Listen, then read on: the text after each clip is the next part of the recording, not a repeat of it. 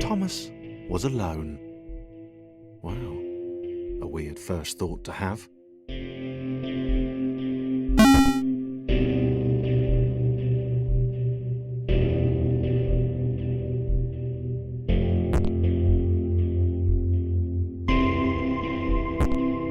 Thomas decided to start listing his observations for posterity. 1. The whole alone thing.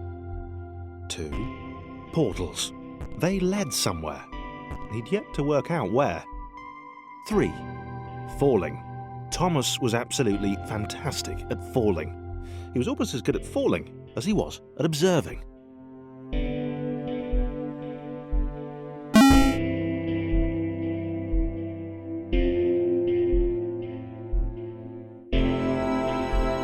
Okay, interesting. Thomas couldn't fall past this block. Think, damn it, think. What if there was some kind of inverted fall? Some way to... what's the word? Jump. It worked! Thomas had solved the great inverted fall mystery.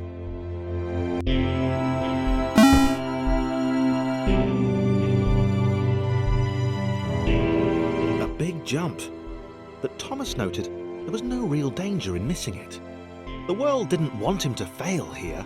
It was pushing him, but gently.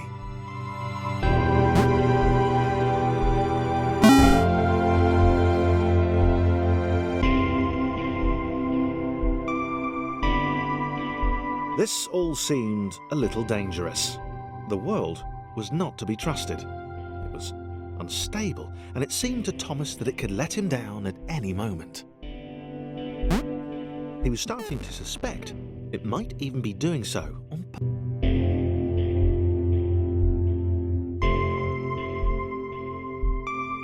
This all seemed a little dangerous. The world was not to be trusted. It was unstable, and it seemed to Thomas that it could let him down at any moment. He was starting to suspect it might even be doing so on purpose. Nah, paranoia.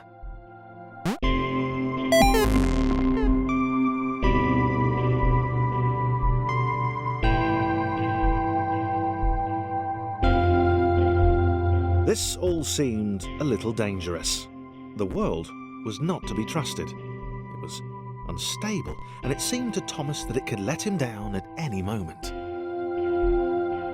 He was starting to suspect it might even be doing so on purpose. Nah, paranoia.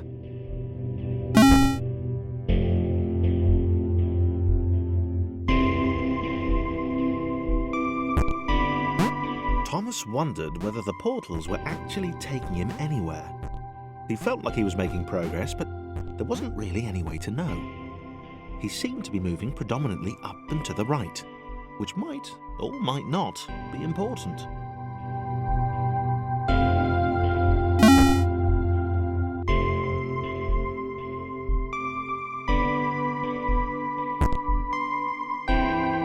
It might have been paranoia again, but Thomas could have sworn the world was becoming more complicated. It always seemed to be one step ahead of his skills. It had been designed just for him. He wondered why. Was the world testing him? No, too obvious.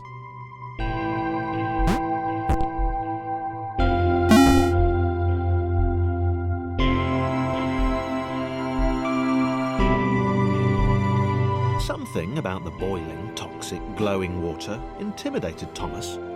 He didn't like it. He certainly didn't want to swim in it. He made another mental note. 4. Water. Not good. To be avoided.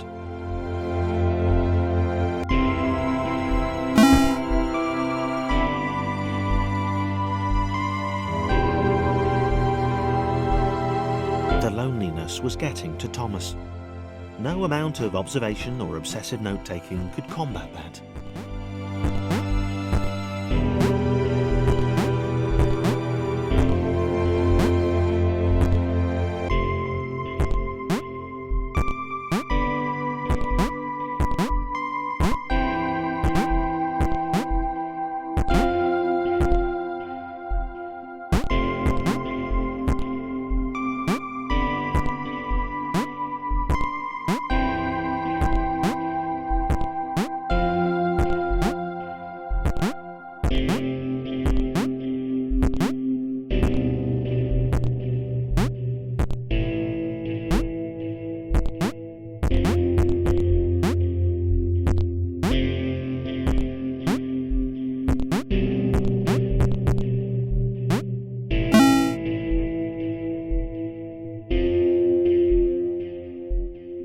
Thomas had a new theory.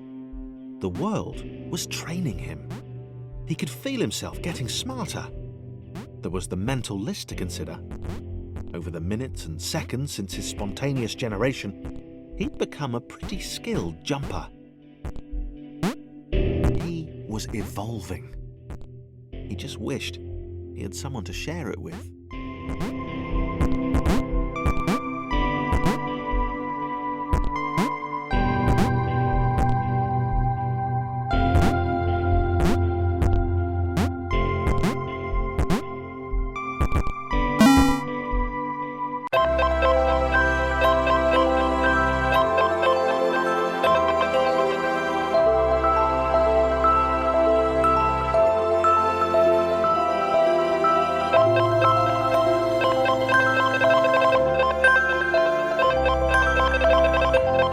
Chris took an immediate and deep dislike to the skinny red rectangle. Who the hell did this Thomas think he was?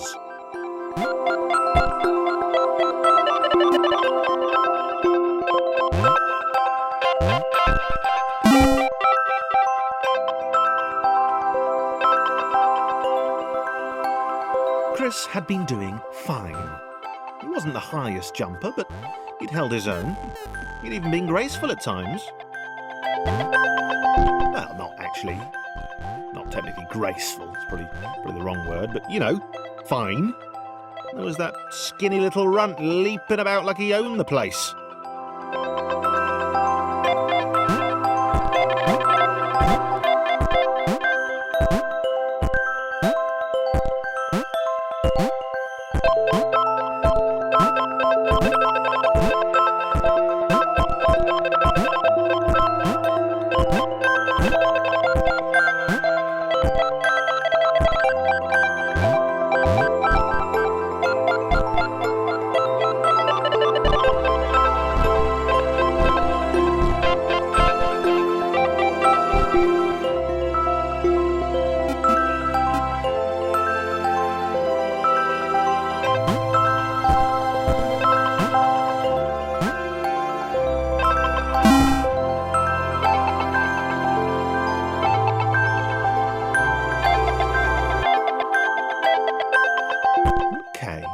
This was more like it.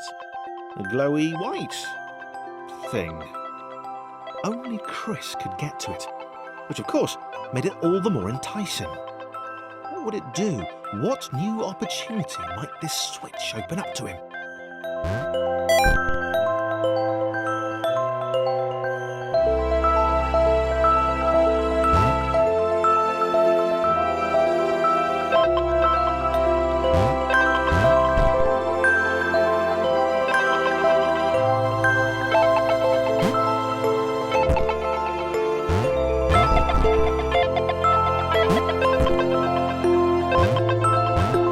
Great. Another chance for Thomas to jump slightly higher than Chris. How fortunate. Seriously, this made the whole switch pressing thing entirely worthwhile.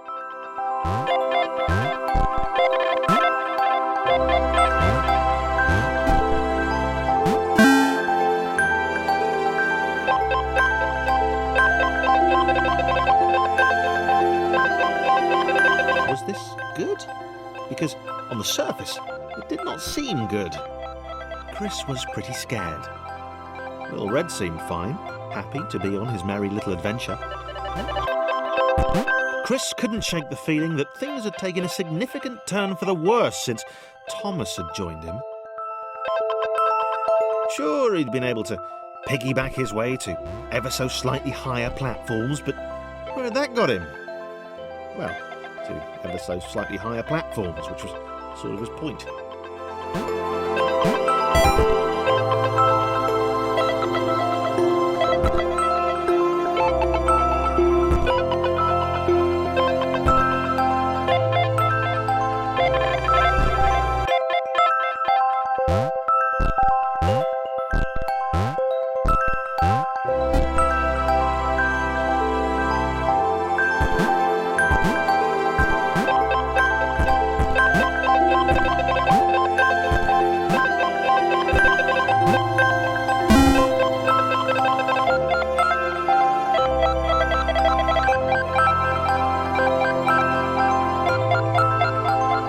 Chris stared at Thomas with pure hatred. He seemed so very happy at their situation. Friends together, a brave fellowship of quadrilaterals on a quest for greatness. That would be fine. But it was all the obvious observation that Thomas was doing which grated. Every time they saw something vaguely new, Chris would hear a satisfied little from the vaulting idiot. He hoped the next portal would split them up, if only for a few levels.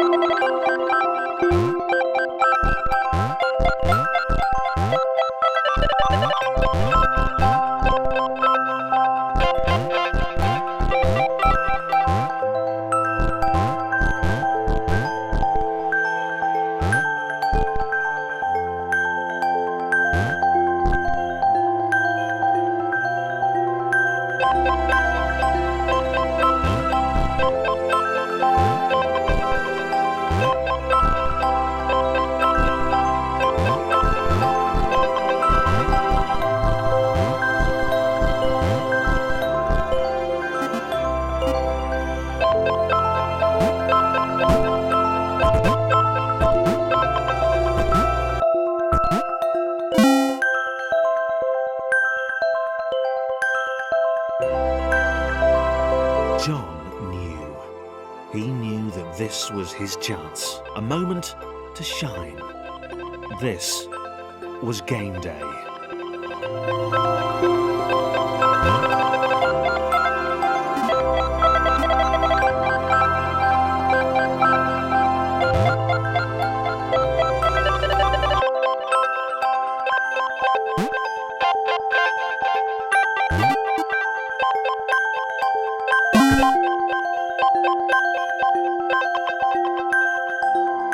This would not do. John needed room to show off his exceptional skills. As it was, he was trapped on the wrong side of these little dot things. Where did they come from, anyway?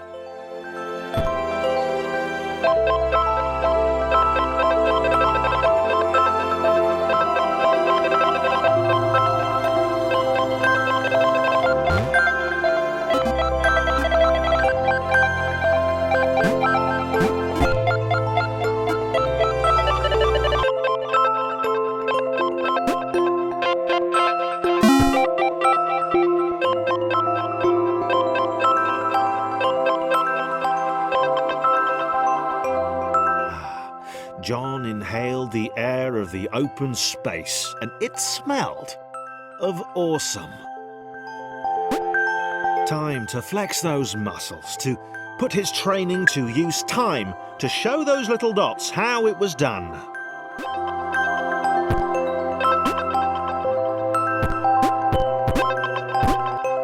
John decided to press the switch to let the little dots catch up with him. John cared for his new allies. You could tell from the sympathetic expression he'd practiced in the mirror all these years.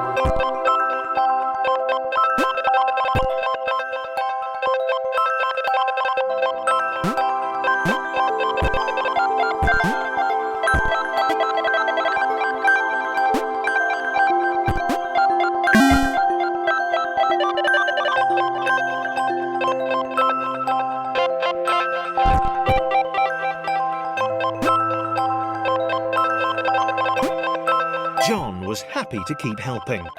He felt it was important to his image that he was seen to help the little guys.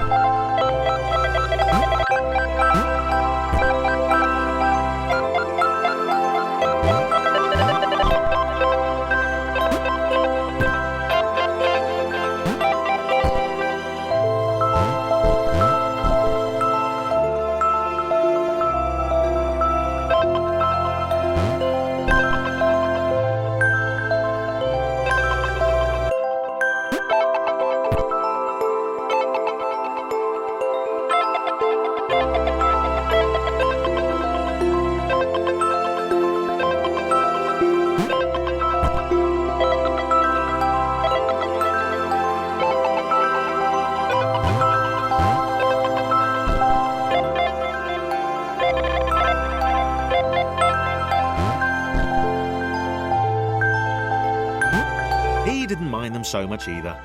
The red one, Thomas, had a charming way of applauding every time John jumped.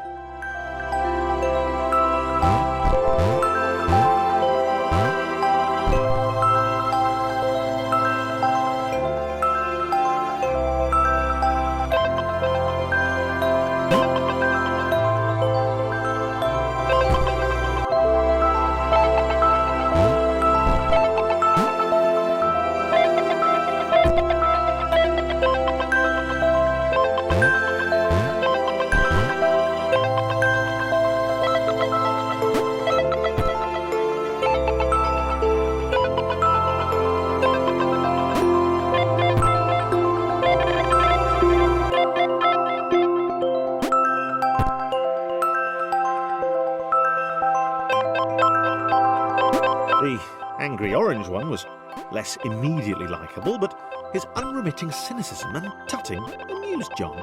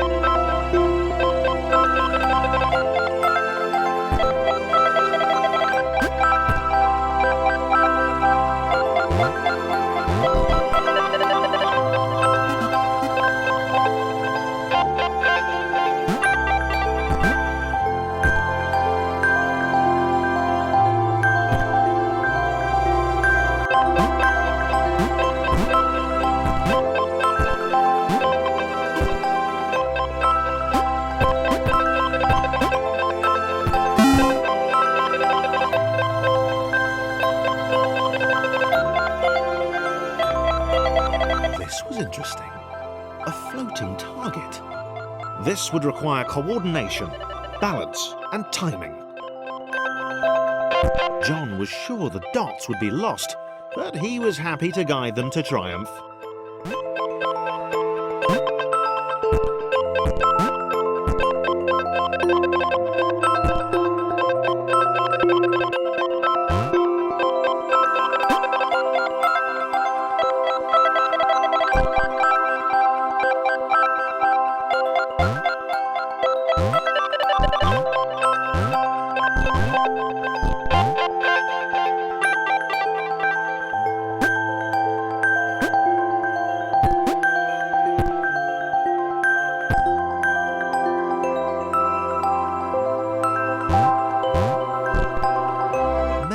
That's what the dots were for. They were there to extend John's reach, to make his performance even more impressive. John liked the thought. He decided to keep them.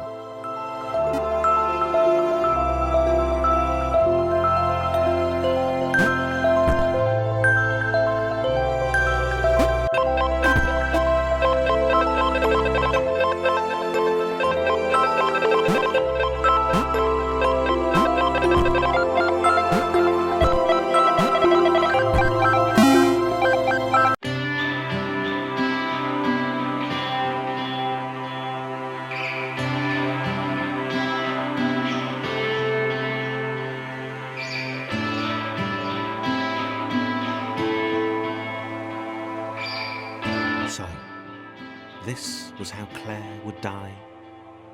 She knew it would happen eventually. She was rubbish at jumping, and she moved slowly. She felt a little like her continued existence was breaking some kind of natural order. The crumbling pillar was a dramatic death, she supposed. Wait, what? Claire couldn't shake the feeling that she was not, in fact, dead. It was at that moment that Claire realised she had superpowers.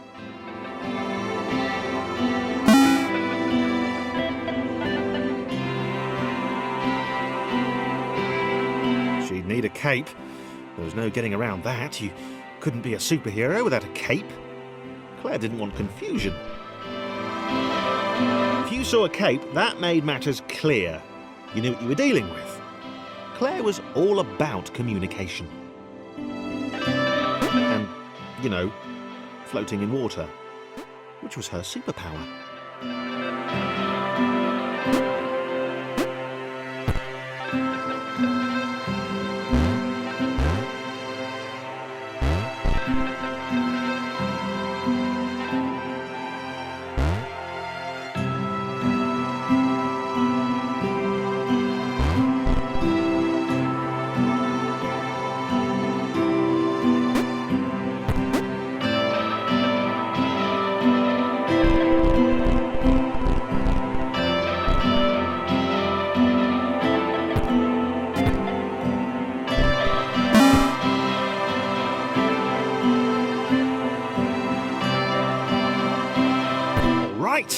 Fear not, my skinny friends, for I am Claire, and I will save you.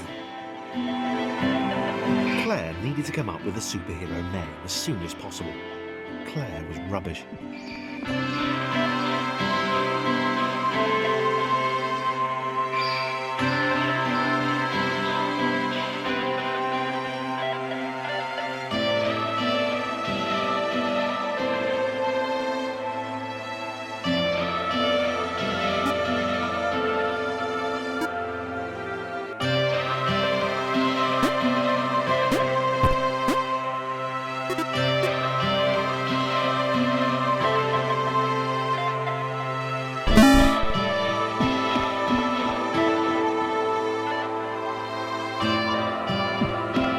Claire arrived just in time, which was, of course, the perfect moment for superheroes to arrive.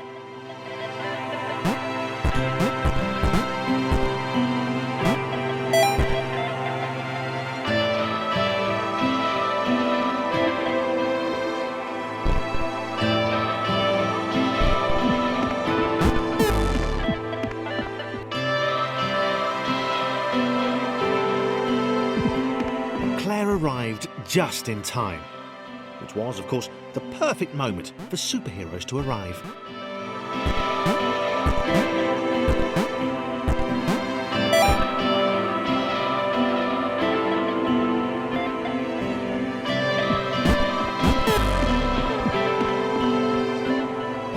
Claire arrived just in time, which was, of course, the perfect moment for superheroes to arrive.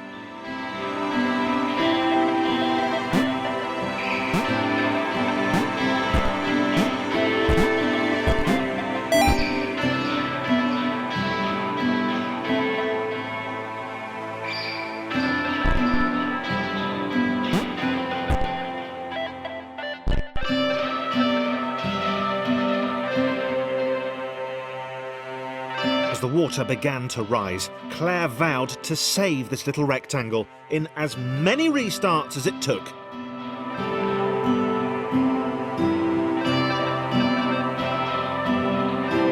Claire wondered if Thomas would make a good sidekick. Or was she more the lone Avenger type? She'd like that. The sole hero in a world of rectangles and conveniently placed pools of toxic water.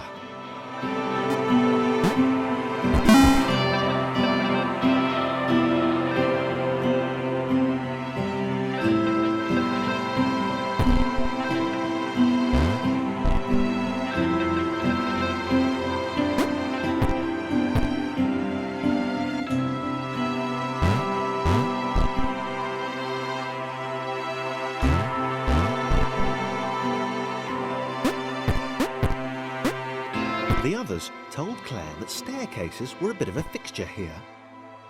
Claire wondered why the world made it so difficult.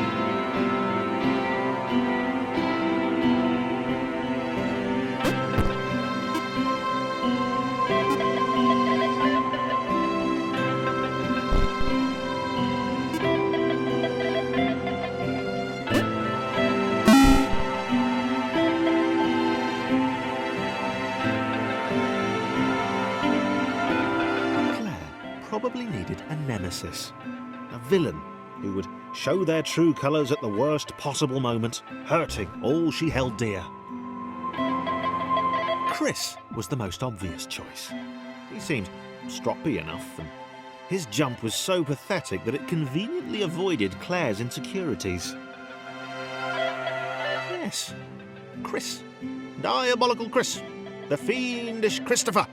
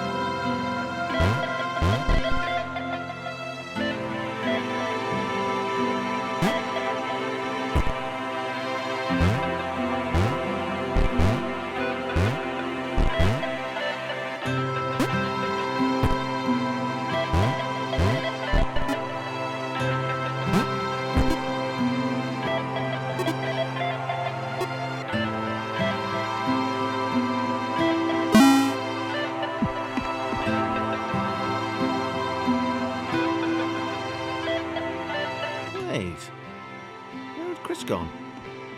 Was he off somewhere, plotting Claire's downfall? If Claire was honest, and she had to be because she was a superhero, this was a troubling turn of events. Still, there were reasonably sized bodies of water to cross.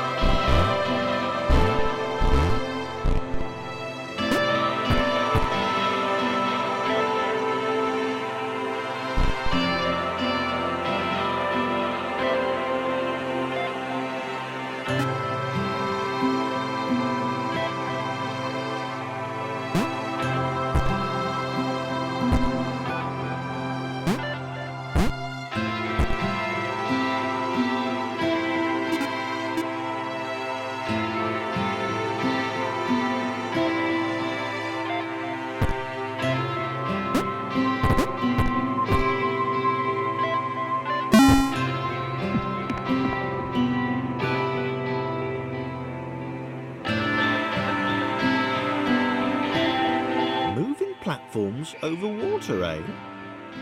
Claire's newly heightened senses told her that there were multiple paths across with various possible configurations of the little posse.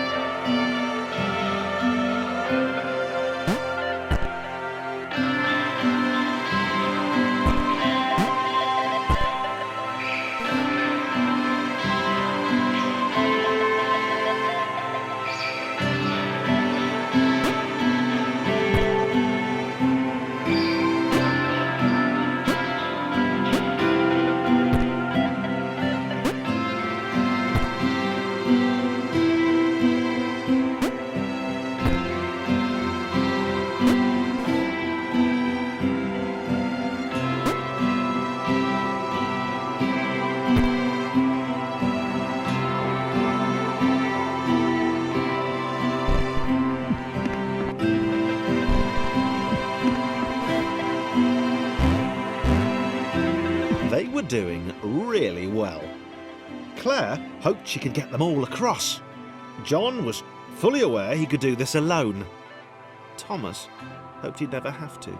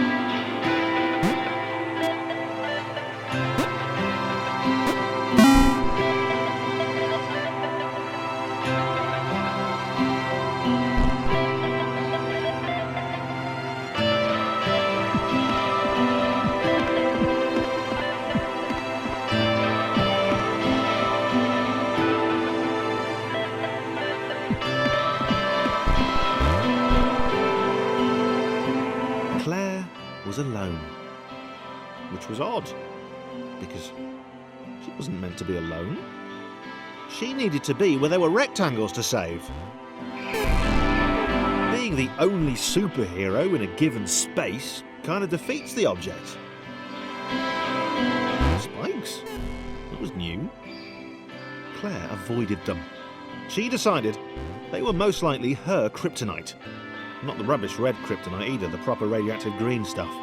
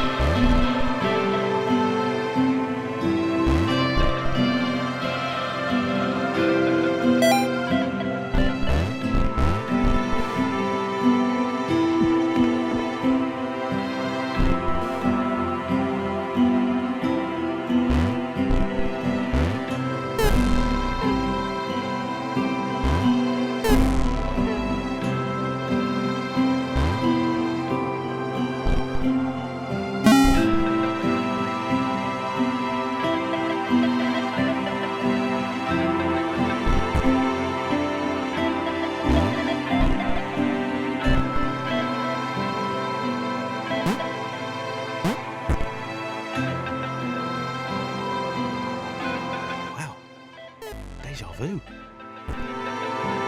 The world was repeating. And this time Thomas was here. Claire felt something had gone wrong. There was a disturbance in the force. Something had altered the matrix. The world was reacting to their progress. It was amassing its forces. It was plotting against them. Claire finally had a nemesis.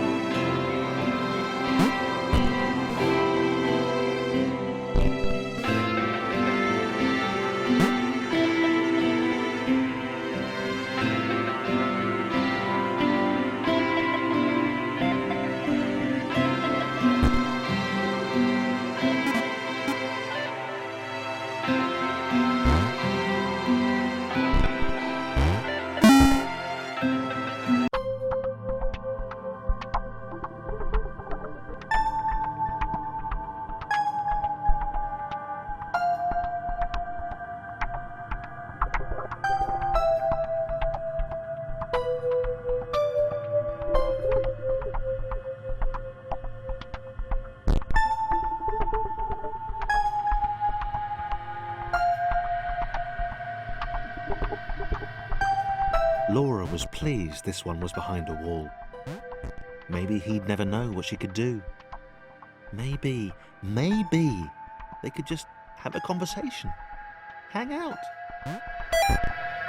As long as he didn't find out what she could do, which would never happen so long as they stayed separate.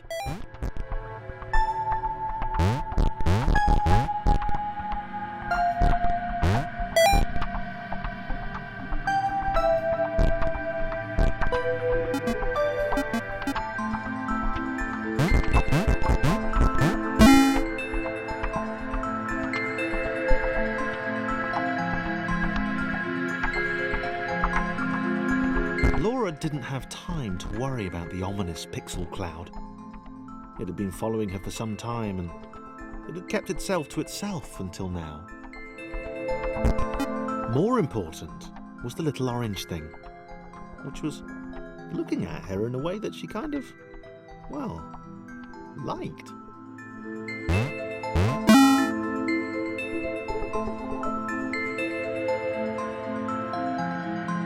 As the square, who had shyly introduced himself as Chris, bounced atop Laura, she began to worry that he was just using her like all the others had.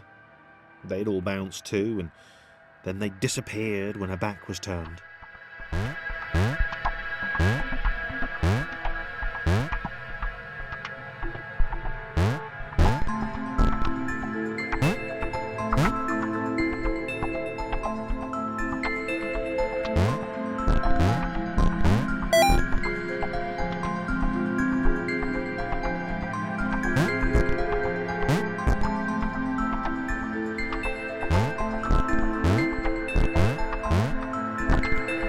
Only the ominous pixel cloud ever remained, looking a little bigger and a little less hungry with every disappearing friend.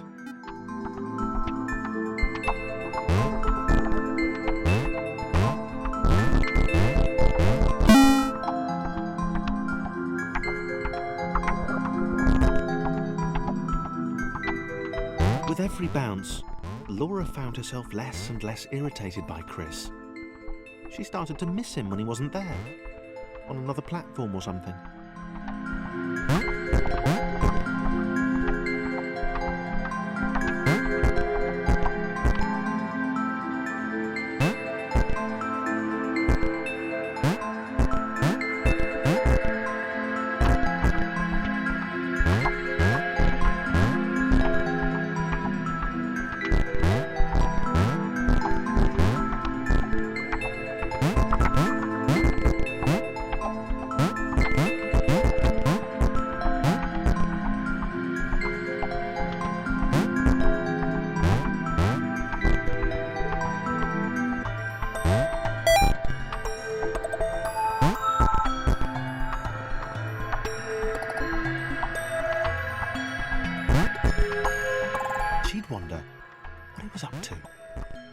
kissing her? He wasn't saying very much.